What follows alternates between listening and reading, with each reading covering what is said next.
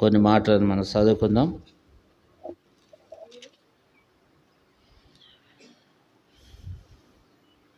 ఏవేలు గ్రంథం 2వ అధ్యాయం. పాత నిబంధనలో పేజీ నెంబరు 753.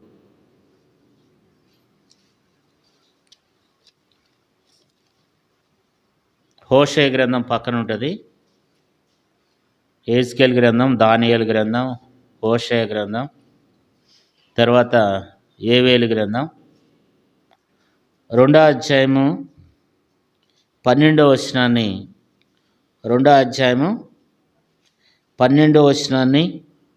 13, 14 వచనాలను అందరము కలిసి చదువుకుందాం. ఇప్పుడైనా మీరు ఉపవాసం ఉండి కన్నీళ్లు విడిచుచు దుఃఖించు మనపూర్వకంగా తిరిగి నా యొద్దకు రండి. ఇదే యెహోవా మీ దేవుడైన యెహోవా కరుణావాత్సల్యత గల దేవుడును శాంతిమూర్తియు అత్యంత కృపగలవాడేయండి. తాను చేయనుద్దేశించిన కీడు చేయక పశ్చాత్తాపడును గనుక మీ వస్త్రములు కాక మీ హృదయములను చింపుకొని ఆయన తట్టు తిరుగుడు. ఒకవేళ ఆయన మనసు తిప్పుకొని పశ్చాత్తాపడి మీ దేవుడైన యెహోవాకు తగిన నైవేద్యమును పానార్పణమును మీకు దీవెనగా అనుగ్రహింపడని ఎవడు చెప్పగలడు? దేవుడు ఈ మాటల ద్వారా మనతో మాట్లాడి సహాయం చేయనుగాక. ఇక్కడ మనం చూసినట్లయితే దేవుడు ఏమంటున్నాడంటే, ఈ యొక్క ఏవేలు గ్రంథంలో ఇప్పుడైనా మీరు తిరిగి రండి అంటున్నాడు. 2వ అధ్యాయము 12వ వచనంలో ఇప్పుడైనను మీరు ఉపవాసం ఉండి కన్నీళ్లు విడిచుచు దుఃఖించుచు మనపూర్వకంగా తిరిగి నా యొద్దకు రండి. ఇప్పుడైనను అంటున్నాడు. ఇప్పుడైనను మీరు ఉపవాసం ఉండండి, మీరు కన్నీళ్ళు ఎడవండి, దుఃఖిస్తూ రండి, మనపూర్వకంగా నా యొద్దకు రండి. కాబట్టి ఇప్పుడైనా మీరు ప్రార్థన చేయండి, ఇప్పుడైనా మీరు దుఃఖించండి, ఇప్పుడైనా మీరు మొరపెట్టండి అని చెప్పి మాట్లాడుతూ వస్తున్నాడు. ఎందుకు మరి దేవుడు అంటున్నాడంటే, అక్కడ ఉన్నటువంటి పరిస్థితులు ఎలాగున్నాయి అని అంటే, అక్కడ మరి ఎంతో పరిస్థితులు కరువుతో ఉన్నాయి. ఎందుకంటే అనేకమైనటువంటి ఇబ్బందులు గుండా వెళ్తూ ఉన్నారు. నష్టం జరుగుతుంది వారి జీవితంలో ఎంతో నష్టము, నాశనము వారి జీవితాల్లో కలుగుతుంది. అభివృద్ధి లేని స్థితిలో వాళ్ళు వెళ్ళిపోతూ వచ్చినారు. వారు ఎన్నో రకాలైనటువంటి ఇబ్బందుల్లోకి వెళ్ళిపోతూ వచ్చినారు. అంటే చూడండి, 1వ అధ్యాయము ఏవేలు గ్రంథం 1వ అధ్యాయం 4వ వచనం. గొంగళి పురుగులు విడిచిన దాన్ని మిడతలు తినివేస్తున్నవి, మిడతలు విడిచిన దానిని పసర పురుగులు తినివేస్తున్నవి, పసర పురుగులు విడిచిన దాన్ని చీడ పురుగులు తినివేస్తున్నాయి. అంటే ఇప్పుడు ఒక చెట్టు ఫలించాలంటే, ఒక చెట్టు ఆశీర్వాదకరంగా ఫలభరితమైన జీవితాన్ని కలిగి ఉండాలంటే, ఒక వ్యక్తి ఫలించాలంటే మరి ఆ చెట్టు ఫలించటం లేదు అంటే అర్థం ఏంటంటే ఏమవుతుందంట? చీడ పురుగులు, గొంగళి పురుగులు, మిడతలు, తర్వాత పసర పురుగులు, చీడ పురుగులు, ఈ పురుగులన్నీ ఏం చేస్తున్నాయంటే ఒకటి తినివేస్తున్నాయి అంట కదా. 4వ వచనంలో గొంగళ పురుగులు విడిచిన దాన్ని మిడతలు తినివేస్తున్నాయి, మిడతలు విడిచిన దానిని పసర పురుగులు తినివేస్తున్నాయి, పసర పురుగులు విడిచిన దాన్ని చీడ పురుగులు తినివేస్తున్నాయి. ఈ పురుగులు అంటే మనం నష్టాన్ని తీసుకొచ్చాయన్నమాట. ఇవి మనలను నష్టంలోకి తీసుకొచ్చాయి, కష్టాల్లోకి తీసుకొచ్చాయి అన్నమాట. ఇంకెక్కడ ఉంటాం మనం ఇంకెక్కడ అభివృద్ధి చెందుతాం? ఇంకెక్కడ మనం ఫలించగలం కదా? ఇంకెక్కడ మనం వృద్ధి చెందగలం? ఇన్ని తినివేస్తుంటే ఇంకా మనం ఎక్కడ ఆశీర్వదించబడం? ఇంకా మనం ఎట్లా వర్ధిల్లగలం కదా? ఇవన్నీ ఎవరు పంపించినాడు అంటే, ఇవన్నీ దేవుడే మనకు పెడుతున్నాడు. కారణం ఏంటంటే, మనము ఉపవాసంతో కన్నీళ్లతో దేవుని దగ్గర మనం మొరపెట్టాలని దేవుడు తెలియజేస్తున్నాడు అన్నమాట కదా. కాబట్టి ఇవన్నీ మరి ఇప్పుడు ఒక చెట్టుని ఈ పురుగులన్నీ తినివేస్తున్నాయి. ఒకటి ఇడిచిపెట్టిన తర్వాత ఇంకొకటి తినివేస్తుంది. ఇట్లా ఆ చెట్టుని తినివేస్తుంటే, లేదా మన సంపాదన తినివేస్తుంటే, మనకు వచ్చే కష్టజీతాన్ని తినివేస్తుంటే మనం ఎట్లా ఆశీర్వదించబడం? మనం ఏ రీతిగా ఆశీర్వదించబడం? మనం ఎట్లా వర్ధిల్లుతాం? అయితే దేవుడు ఏమంటాడంటే 5వ వచనంలో, మత్తులారా మేలుకొని కన్నీళ్ళిడుడి, ద్రాక్షారసం పానం చేయవారులారా రోదనం చేయడి, కొత్త ద్రాక్షారసం మీ నోటికి రాకుండా నాశనమైను. కాబట్టి నాశనం అనేది వారి జీవితాల్లో తటాక్షిస్తుంది. మత్తులారా మేలుకుని కన్నీళ్ళిడుడి, ద్రాక్షారసం పానం చేయవారులారా రోదనము చేయడి, కొత్త ద్రాక్షారసం మీ నోటికి రాకుండా నాశనమాయను. కాబట్టి ఎంత మాత్రం కూడా నాశనం అనేది వారి జీవితాల్లో నష్టం అనేది వారి జీవితాల్లో కలుగుతుంది. అయితే మనం మత్తులుగా కాకుండా మనం ప్రార్థన చేసే వారంగా ఉండాలని దేవుడు సెలవిస్తూ ఉన్నాడు. అందుకని కన్నీళ్లతో ప్రార్థించండి, కన్నీళ్ళిడుడి అంటున్నాడు కదా. 5వ వచనంలో కన్నీళ్ళిడుడి అంటున్నాడు. మరి 8వ వచనంలో కన్నీళ్ళు అంగలార్చుడి అంటున్నాడు 8వ వచనంలో. 10వ వచనంలో ఏముంది? పొలం పాడైపోయాను. కాబట్టి ఇక్కడ కూడా ఏమవుతుంది? అంగలార్పు, కన్నీళ్ళు కదా. అలాగనే 11వ వచనంలో కూడా ఏమైంది? అక్కడ కూడా రోదనం చేయడి అంటున్నాడు. అలాగే 12వ వచనంలో కూడా అక్కడ కూడా ఏమంటున్నాడు? గోని పట్ట కట్టుకుని అంగలార్చుడి. 13వ వచనంలో ఏమంటున్నాడు? యాజకులారా కట్టుకుని అంగలించుడి, బలిపీఠం వద్ద పరిచయం చేయవారులారా రోదనం చేయడి. కాబట్టి రోదనం చేయడి అని అంటున్నాడు. కాబట్టి కన్నీళ్ళు ఇడవండి, రోదనం చేయండి, ప్రార్థన చేయండి అంటున్నాడు కదా. కాబట్టి మన హృదయంలో నుండి పశ్చాత్తాపంతో మనం కన్నీళ్ళు వచ్చినప్పుడు దేవుడు మన ప్రార్థన ఆలకించేవాడుగా ఉంటాడు. దేవుడు మన ప్రార్థనకు జవాబు అనుగ్రహించేవాడుగా ఉన్నాడు. అయితే మనం ప్రార్థన చేయాలి, ఉపవాసం ఉండి ప్రార్థన చేయాలి. మనకున్న కష్టాల నిమిత్తం, మనకున్న ఇబ్బందుల నిమిత్తం, మనకున్నటువంటి ప్రతికూల పరిస్థితుల నిమిత్తం మనం ఏం చేయాలంటే ప్రార్థన చేయాలి కదా. ఎందుకనంటే మరి ఇవన్నీ ఏమైపోతూ వస్తున్నాయి? ఎంతో నష్టం అనేది వాటిల్లుతూ ఉందన్నమాట. ఎంత నష్టం వాటిల్లుతూ ఉంది? మరి 5వ వచనంలో చూస్తే ద్రాక్షారసము నోటికి రాకుండా నాశనం అయిపోయిందంట.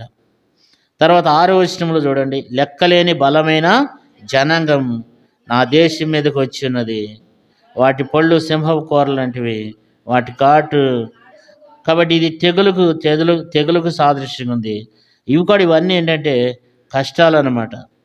7వ వచనంలో, అవి నా ద్రాక్ష చెట్లను పాడు చేసి ఉన్నవి, నా అంజరపు చెట్లను తుత్తినీలుగా కొరికివేసింది, బెరడు వలిసి వాటిని పారవేయగా చెట్లు తేలిపాయను. అంటే చెట్టుకు బెరడు, ఆ చెట్టుకున్నటువంటి ఆ తోలు ఎప్పుడైతే తీసేస్తామో చెట్టు ఆకులు ఏమైపోతాయి? జీవం లేకుండా అయిపోతాయి. ఇంకా వాటికి జీవం ఉండదు, వాటికి శక్తి ఉండదు కదా. కాబట్టి ఎంత మాత్రం కూడా వాటిలో ఆశీర్వాదం అనేది కనపడదు. అయితే దేవుడు ఏమంటాడంటే, మరి పెనిమిటిపోయిన స్త్రీ వలె మనం యవనరాలు వలె అంగలార్చాలంట. 8వ వచనం చూడండి, పెనిమిటిపోయిన యవనరాలు గోనెపట్ట కట్టుకొని అంగలార్చినట్లు నీవు అంగలార్చు. ఇప్పుడు యవ్వన కాలంలో భర్త చనిపోతే ఎంతగానో మరి అంగలారుస్తూ ఉంటుంది అన్నమాట. ఎందుకంటే యవ్వన కాలంలో భర్త చనిపోయినాడు, ఇప్పుడు పిల్లల పరిస్థితి ఏంటి, లేకపోతే నా పరిస్థితి ఏంటి, ఇవన్నీ దృష్టిలో పెట్టుకుని యవ్వన కాలంలో భర్త చనిపోయిన వాళ్ళు ఎలాంటి అంగలారుస్తూ ఉంటారో ఆ రీతిగా మనం కూడా ఏం చేయాలంటే మనం అంగలార్చే వారంగా, ప్రార్థించే వారంగా ఉండాలన్నమాట. తర్వాత 9వ వచనములు కూడా, నైవేద్యమును పానార్పణమును యెహోవా మందిరంలోకి రాకుండా నిలిచిపోయిను, యెహోవాకు పరిచరించే యాజకులు అంగలార్చుతున్నారు. ఎందుకు యాజకులు అంగలార్చుతున్నారంట? యాజకులు ప్రార్థన చేస్తున్నారు, అంగలార్చుతున్నారంట. కారణం ఏంటంటే 10వ వచనంలో, పొలం ఏమైపోయింది? పొలం పాడైపోయింది. పొలం అంటే దేవుని సంఘంలో ఉన్నటువంటి విశ్వాసులు ఎన్నో రకాలైనటువంటి ఇబ్బందులు గుండా, అనారోగ్యాలు గుండా, ఆర్థిక సమస్యలు గుండా వెళ్ళిపోతూ ఉన్నారు. కాబట్టి భూమి అంగలార్చుతున్నది, ధాన్యం నశించను, కొత్త ద్రాక్షరసం లేకపోయిను, మరి తైల వృక్షములు పాడైపోయాను, భూమి మీద పైరు చెడిపోయిను కదా. ఇవన్నీ పంట, మనకు వచ్చే దీవెన, ఆశీర్వాదం అన్నీ ఆగిపోతున్నాయి. కాబట్టి దేవుడు ఏమంటాడంటే మనం ప్రార్థన చేయండి, కన్నీళ్లు కార్చండి, అంగలార్చండి, రోదనం చేయండి. కాబట్టి దేవుడు చెప్పేది ఏంటంటే రోదనం చేయండి, కన్నీళ్లు కార్చండి. సేవకులారా, యాజకులారా, విశ్వాసులారా, కాబట్టి మీరేం చేయండి? అందరితో దేవుడు మాట్లాడుతున్నాడు అనమాట. కాబట్టి మనము ప్రార్థన చేసే వారంగా ఉండాలి, మనం దేవునికి మొరపెట్టే వారంగా ఉండాలి, దేవుని దగ్గర మనము రోదనము చేసే వారంగా ఉండాలి. ఎందుకంటే ఏముంది 18 వచ్చిన చూడండి, మేత లేక పశువులు బహుగా మూలుగుచున్నాయి. మేత లేకంట పశువులు బహుగా మూలుగుచున్నాయి అంట.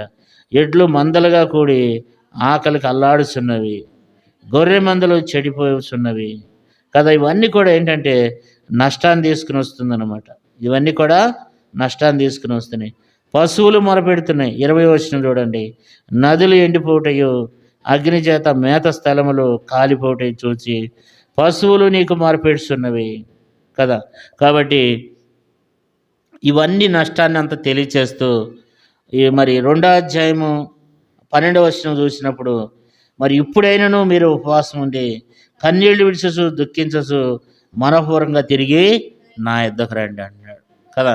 తర్వాత 13వ వచనం చూడండి, 2వ అధ్యాయం 13వ వచనం, మీ దేవుడైన యెహోవా కరుణా వాత్సల్యత గల వాడును శాంతమూర్తియు అత్యంత కృపగల వాడయండి, తాను చేయనుద్దేశించిన కీడు చేయక పశ్చాత్తాపడును గనుక మీ వస్త్రములు కాక మీ హృదయములను చింపుకొని ఆయన తట్టు తిరుగుడి కదా. దేవుడు ఇక్కడ మనం చూసినట్లయితే దేవుడు ఎవరంట? నీ దేవుడైన యెహోవా కరుణ వాత్సల్యత గలవాడు. దేవుడు కరుణ గలవాడు, వాత్సల్యత గలవాడు, శాంతమూర్తి, అత్యంత కృప గలవాడు అనమాట. ఎవరైతే ఉపవాసం ఉండి ప్రార్థన చేస్తారో మీ వస్త్రములు కాక మీ హృదయంలో చించుకొని హృదయంలో పశ్చాత్తాపడి మనం ప్రార్థన చేసినప్పుడు దేవుడు మరి మనకు సహాయం చేసేవాడిగా ఉన్నాడు అన్నమాట. అంటే మరి ఉపవాసం ఉండి ప్రార్థన చేయటం ద్వారా దేవుడు, మనం కన్నీళ్లు గార్చి ఉపవాసం ఉండి ప్రార్థన చేయటం ద్వారా దేవుడు మనకు చేస్తానన్న కీడుని చేయకుండా దేవుడు మానుకుంటాడంట. 14వ వచనం చూడండి, ఒకవేళ ఆయన మనసు తిప్పుకొని పశ్చాత్తాపడి మీ దేవుడైన యెహోవాకు తగిన నైవేద్యమును పానార్పణ మీకు దేవునిగా అనుగ్రహించు. అనుగ్రహింపుడని ఎవడు చెప్పగలడు? కాబట్టి దేవుడు ఖచ్చితంగా ఏం చేస్తాడంట? తిరిగి సమకూరుస్తాడు. దేవుడు దయగలిగిన దేవుడు పశ్చాత్తాపడతాడంట. అంటే పిల్లలు తప్పు చేసినప్పుడు, పిల్లలు పొరపాటు చేసినప్పుడు, తల్లిదండ్రులు కొట్టినప్పుడు, తల్లిదండ్రులు వారిని శిక్షించినప్పుడు, మరలా ఆ పిల్లలు పశ్చాత్తాపడి ఆ తల్లిదండ్రుల దగ్గర వేడిచినప్పుడు వాళ్ళు ఏం చేస్తారంటే కనికరం చూపుతారనమాట, జాలు చూపిస్తారు. అట్లాగే దేవుడు కూడా మనం ఎప్పుడైతే కన్నీళ్లు గారుస్తూ పశ్చాత్తాపంతో దేవుని దగ్గర మనం ప్రార్థన చేస్తూ వచ్చినామో దేవుడు మనకు ఏం చేస్తాడంటే సహాయం చేస్తాడు. 2వ అధ్యాయం 15వ వచనం, సియోన్లో బాకావుదుడి ఉపవాస దినము ప్రతిష్ఠించుడి, ప్రతిదినము నియమించి ప్రకటన చేయడి. కాబట్టి 16వ వచనం, జనులను సమకూర్చుడి, సమాజ కూటము ప్రతిష్ఠించుడి, పెద్దలను పిల్లలను పిలువనంపించుడి, చిన్నవారిని.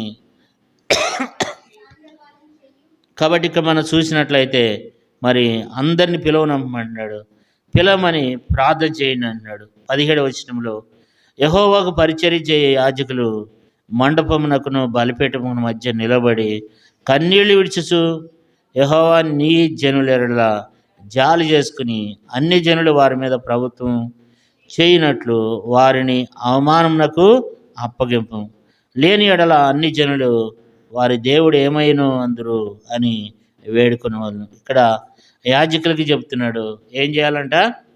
ఏం చేయాలి?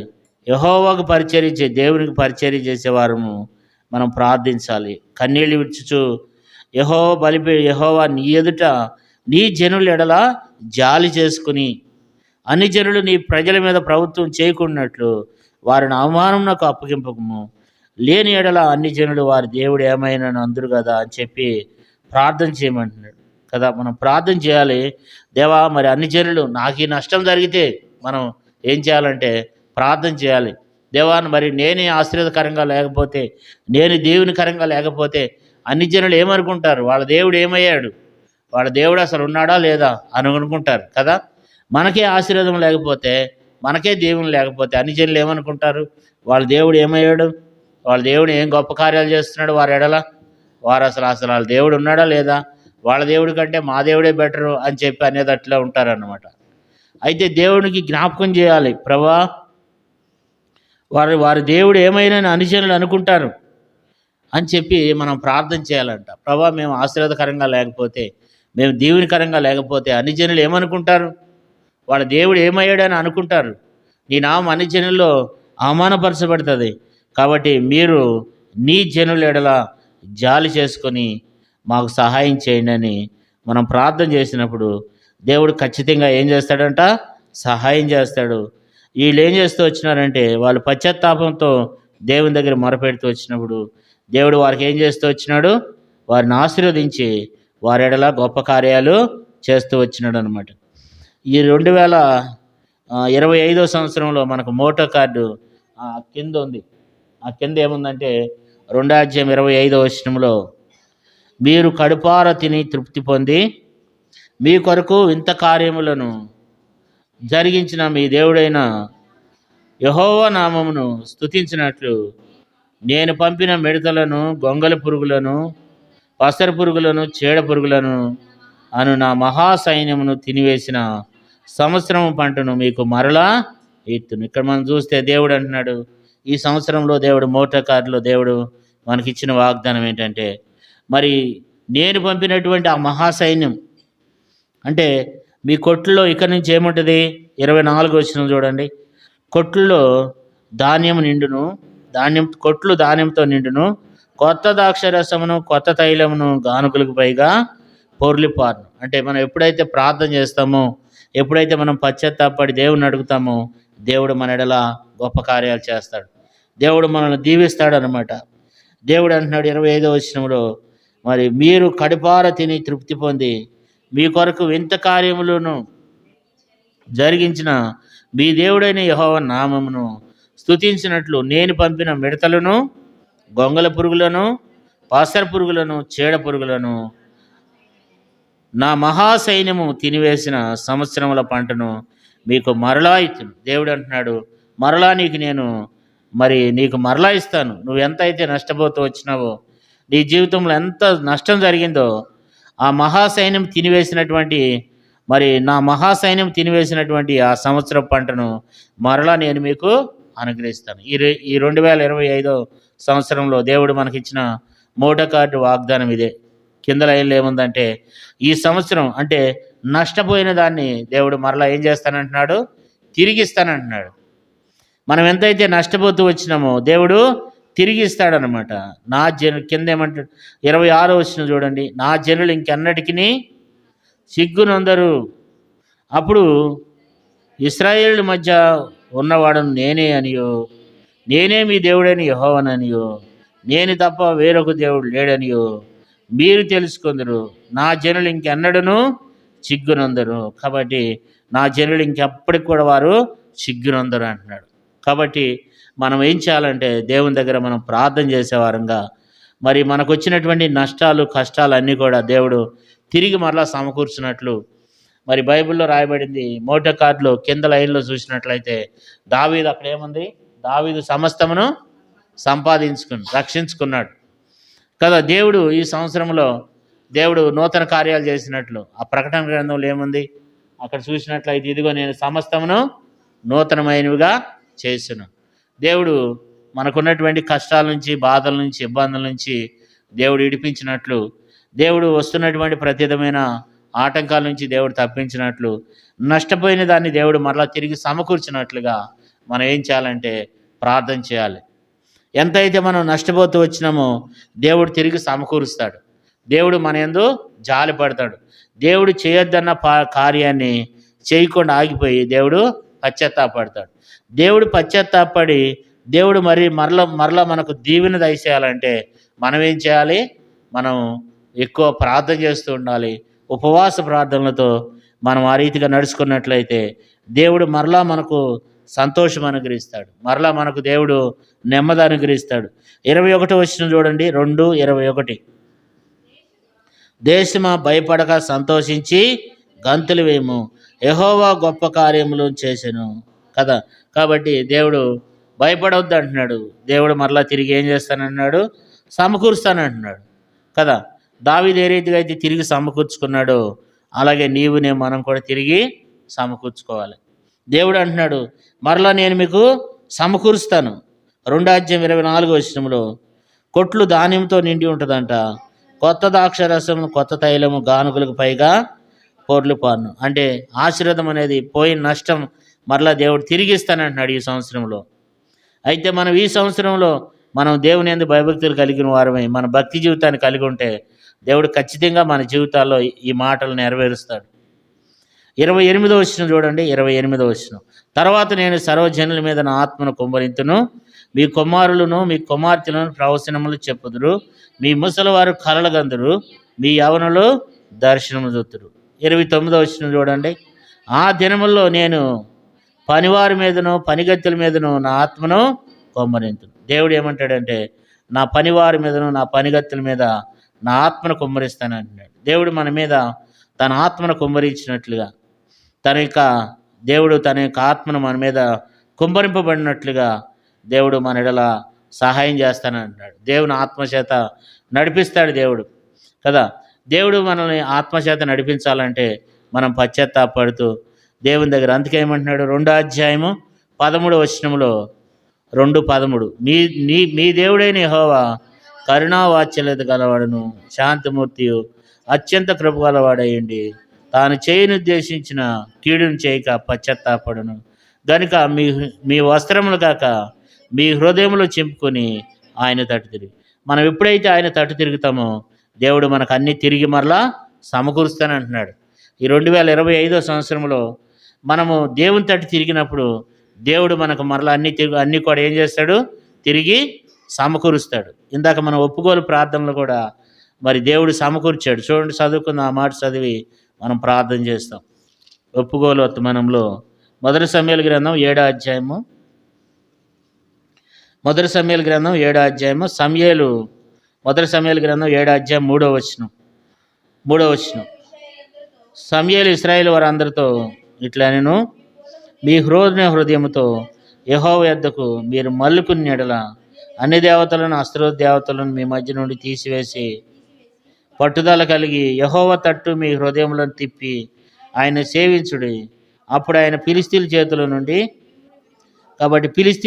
నుండి దేవుడు ఇడిపిస్తానంటూ వచ్చినాడు కదా. అంతేకాదు 7వ అధ్యాయం 1 సమూయేలు గ్రంథం 7వ అధ్యాయము వారికి తిరిగి సమకూర్చాడు. 10వ వచనంలో ఉరుములు మెరుపులు ఉరిపించి వారిని తారుమారు చేస్తున్నాడు. వచ్చే పరిస్థితులన్నింటినీ కూడా దేవుడు తారుమారు చేస్తాడు. తర్వాత మరి ఇశ్రాయేలుల చేత ఫిలిష్తీయులు ఓడిపోతూ వచ్చినారు 10వ వచనంలో. తర్వాత 11వ వచనంలో ఇశ్రాయేలుల చేత ఫిలిష్తీయులు హతమవుతూ వచ్చినారు. వారిని తరిమి హతం చేస్తూ వచ్చినారు. అంటే మన కష్టాలు, బాధలు, నష్టాలు ఇవన్నీ కూడా దేవుడు హతం చేస్తాడు. తర్వాత 13వ వచనంలో లేదా 12వ వచనంలో దేవుడు ఎబినేజర్ అయి ఉంటాడు. ఈ 2025 దేవుడు ఎబినేజర్ అయి ఉంటాడు. 13వ వచనంలో ఫిలిష్తీయులు అణిపివేయబడతారు అన్నమాట, ఆగిపోతారు. ఫిలిష్తీయులు అణిచివేయబడతారు, అనపబడతారు, ఆగిపోతారు. అంటే వచ్చే కష్టాలు, శ్రమలు, బాధలన్నీ కూడా అణిచివేయబడతాయి అంటున్నాడు. 14వ వచనం చదువుకుందాం. 14వ వచనం. మరియు ఫిలిష్తీయులు ఇశ్రాయేలు యొద్ద నుండి పట్టుకుని పోయిన పట్టణములు ఇశ్రాయేలు తిరిగి వచ్చును. ఎక్రోను గాతు ఉన్న గ్రామములను వాటి పొలములను ఇశ్రాయేలు ఫిలిష్తీయుల చేతుల నుండి విడిపించిరి.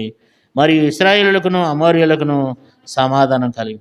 14వ వచనంలో ఫిలిష్తీయులు ఏవైతే పట్టుకుని పోయినారో, ఎంత అయితే నష్టపోతూ వచ్చినారో మరలా తిరిగి వాళ్ళు సంపాదించుకున్నారు అన్నమాట. తిరిగి సంపాదించుకున్నారు. ఆ రీతిగా దేవుడు మనకు కూడా సహాయం చేసినట్లు ఈ 2025 ఈ మోటో కార్డు మీద ఉన్నటువంటి వాగ్దానం దేవుడు నెరవేర్చినట్లుగా ఆ వాగ్దానం మన జీవితంలో నెరవేర్చబడాలంటే మనం పశ్చాత్తాపంతో మనం దేవుని తట్టు తిరిగి మన హృదయాలు దేవుని తట్టులో, మన వస్త్రాలు కాకుండా మన హృదయాలు దేవుని సన్నిధిలో మనం చింపుకొని పశ్చాత్తాపంతో మనం ప్రార్థన చేసినప్పుడు దేవుడు మరలా తిరిగి సమకూరుస్తాడు. ఇన్ని రోజుల నుంచి మనం పొందిన నష్టమంతా కూడా దేవుడు ఈ 2025 దేవుడు మనకి ఇస్తానని దేవుడు వాగ్దానం చేస్తున్నాడు. ఆ రీతిగా మనము దేవుని సన్నిధిలో ప్రార్థన చేద్దాం. మన మధ్యలో ఉన్న